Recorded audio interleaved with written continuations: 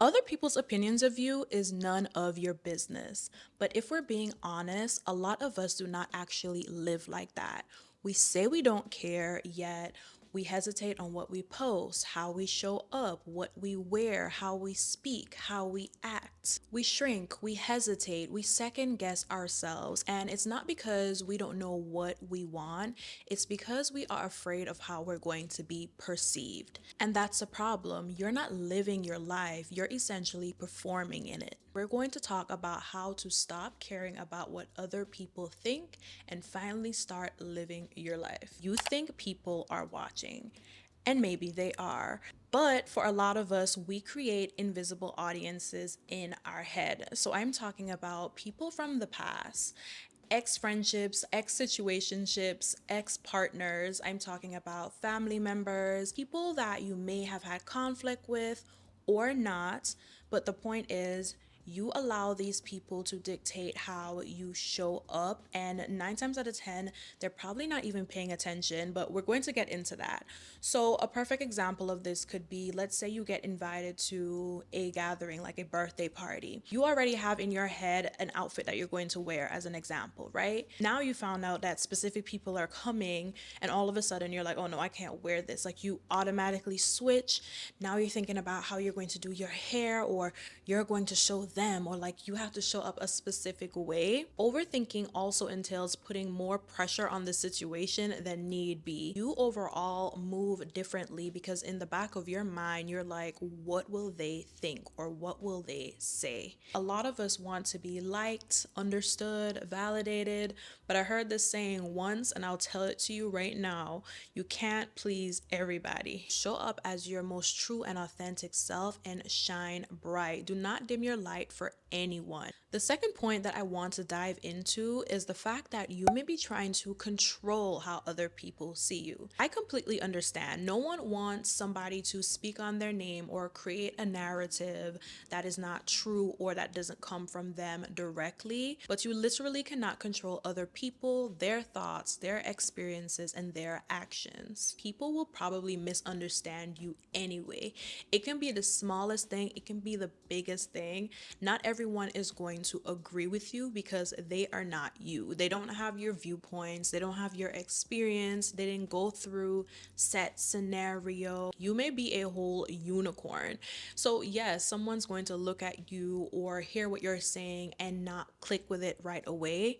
It can even be the people closest to you. Just because they're in proximity doesn't mean they're going to get you 100%. So I'm talking about readjusting how you show up because you're afraid that you're going to be judged. I'm talking about possibly having a whole conversation in your head before you even meet with that person or set people.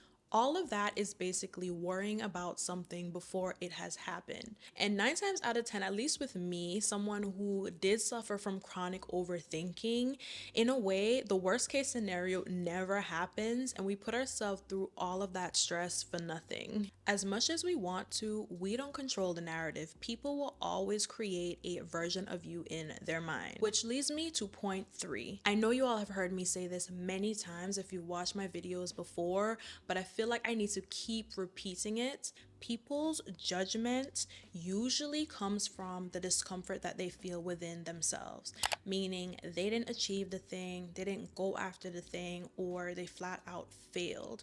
You can't take it at face value. You really cannot take anything personal. People only speak from their limitations. If they do not have the healthy version of what you want, their advice is almost invalid. And look for your mentors in other places. I always recommend that. So that's getting on YouTube, Instagram, different platforms. That's reading the books of the entrepreneurs, the creatives, the teachers, the people that have done the thing, because the advice is not going to be as biased most of the time.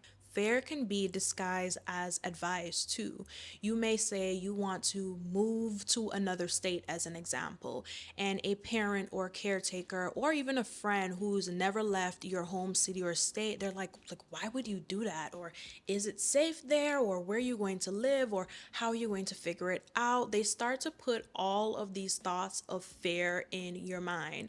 And sometimes some of those questions could be valid, but again, you really have to look at the person person, look at their experience, look at their timeline, and decide if that's the advice that you want to take. And I can speak about it all confidently now, but for the longest time, I didn't realize how much other people's opinions of me impacted the decisions that I made in my life. So that included everything from starting over, relocating, figuring life out, or even something as simple as starting this YouTube channel. I had this whole fear of seeming cringe, and I felt judged for not being where I should be. And it's not until I started to talk through and work through these thoughts that I realized that they were not even mine.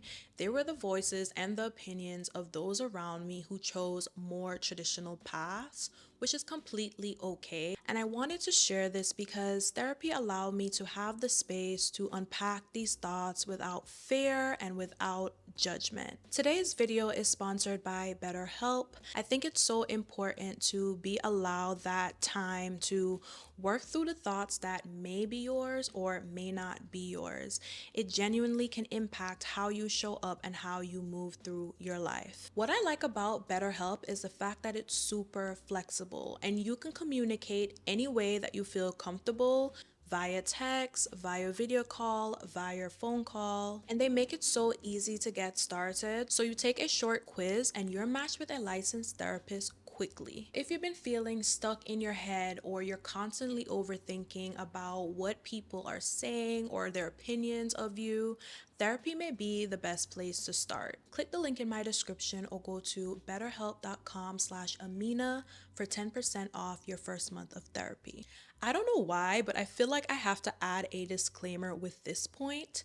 You will be the villain. So we know naturally in the movies, in the story, there's a main character and there's a villain. But in order to become the main character of your life, you're going to have to be the villain in someone else's. You can be the nicest person, the most supportive person, borderline a people pleaser.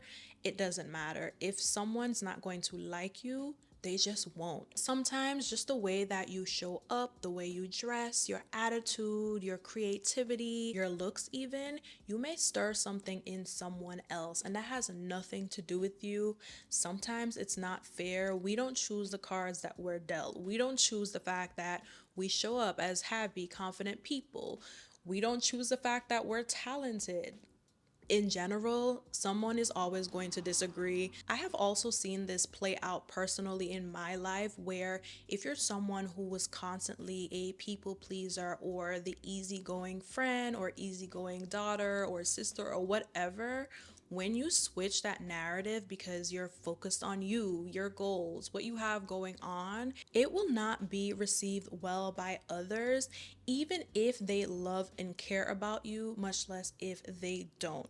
Again, another story for another day, but literally, I've realized that approval is not sustainable. And I'm not going to get into specifics, but let's say, for example, a celebrity or a public figure. We see how people could follow them, hype them up, be super supportive, but let them say, do, wear something, have an opinion, or go to a particular place, and now all of a sudden everyone's like, oh no, we're not supporting them, we're not following them. Again, not getting into specifics because some things are warranted, but you understand where it's like, hey, one day people could be supporting you, hyping you up, and then the next day you choose to move in a different direction or choose to change something about yourself, and others may not have the best reaction. It is okay to be the villain in some cases as long as you're not harming yourself or anyone. Sometimes you really do have to choose yourself. Get comfortable in disappointing other people, get comfortable in being the villain, because at the end of the day, it's you versus you, which brings me to my next point. You're the one who has to live your life. You know how you feel when you post the content. You know how you feel when you go to that dance class or workout class. You know how you feel when you eat specific things or you read certain books or you hang around certain people. You're the one living with the outcome. Energy does not lie. And one thing I've learned is regret hits harder than any judgment. No one likes a should've, would've, could've story. And I know you all hear me say this all the time, but it is a fact, especially as someone who has learned the lesson the hard way, where I allowed other people's opinions to stop me from doing or starting certain things. And obviously, our upbringing, our caretakers, their opinions, our experiences in our younger years do shape who we are as adults. But as adults, it's also our responsibility to tap in and realize, like, hey, there's some things that I got to change. There's some things that I can and can't do anymore if I want to be the better version of myself. I'm also understanding that alignment over approval is everything. It's worth it 100%. And what I mean by that is when you're aligned with something, let's say taking a dance class, for example, you know how you feel within your body. It lights you up. You have this fire, and you're just like, yeah, this is so me. It's kind of like how I feel when I write or when I create videos. Is it still cringe sometimes? Do I still make mistakes? Am I still trying to figure it out? Yes. But at the end of the day, I just have like this passion and this drive and this love for it. And I feel like that is alignment. Of course, things can change over time, but for the most part, I always know like when I'm not creating or I'm not expressing or I'm just not in my element, yeah, I feel off. And for sure, I'm a little cranky. And for sure, things don't flow as easily. So it's one of those things where I constantly ask myself, do I like how I am showing up?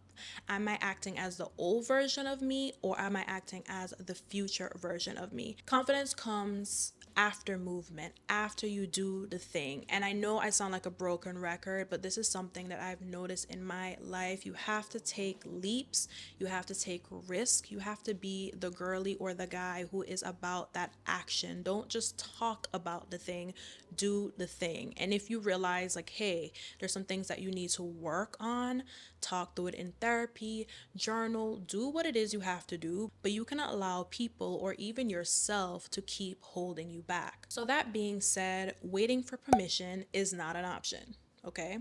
You don't need to have everything figured out. You do not need people to validate you, validate your ideas. You are an individual. If an idea comes to you, it comes to you for a reason. And I know it's so cliche, but hear me out, right? So that idea comes to you. It is meant for you to execute, or it is meant for you to try and maybe fail, but learn something that will take you to the next level. Regardless, the idea is either a lesson or a blessing, okay?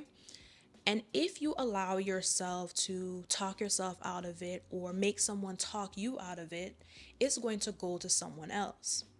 And I remember there was this creator, he was talking about how, I wish I can remember the exact scenario, but I remember the creator saying that he had this idea to start a business and he kept procrastinating. First, he wasn't really confident in the idea, and then he didn't have the funds, and then life started to happen, and he decided to just go in a completely different direction. Valid, felt, right? He said months later he saw another creator doing the same exact idea. They had the whole content series planned out to the T. Everything that he had in his head, he was seeing it play out on TikTok or whatever it was. And I'm telling you, that had to hurt. That had to hurt because it's not even like you told someone about it or you wrote it down somewhere and like someone took the idea or whatever. No, it was just living rent free in his head and he never executed it. But clearly, it needed to be done. The idea had to come out somehow. So, again, you do not need to wait for permission.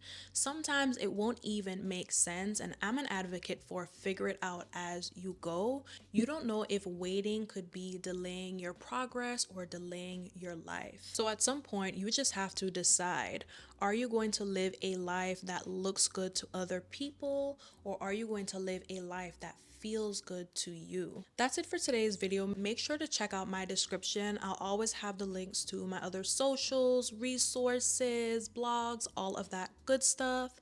And I can't wait to see you all in the next video because I think I want to talk a little bit about expression, creativity, content, all of the things. Or actually, maybe we could talk a little bit about boundaries because sometimes I feel like we need to implement boundaries with the big B. Make sure to like and subscribe if you want to see more videos like this. I told you all 2026 is the year where we are coming for everything that we want. And sometimes we have to talk through some uncomfy things, okay? Sometimes we have to be real about where we are, where we want to go. And another thing too, make sure to click the notification bell so when I post a new video, you can be first to watch it. Until next time, guys.